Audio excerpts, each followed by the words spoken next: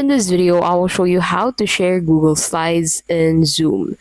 So to get started, go ahead and open Zoom on your device. Make sure that you're signed in into your account, and then click on this Start a New Meeting button to be able to create a new meeting on Zoom, and then make sure to use personal meeting ID and then click on Start a Meeting.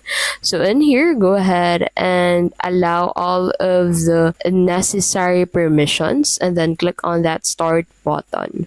Now, once you have started the Meet, what you'll need to do is to make sure that you enable the permissions first before you proceed with sharing your screen. So click on the Share button at the middle of your screen and then click on Screen and then click on Start Now.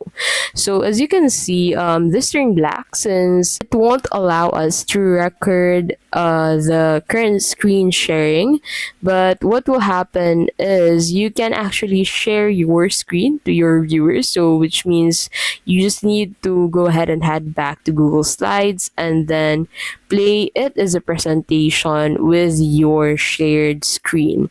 And that is how you can basically share Google Slides in Zoom.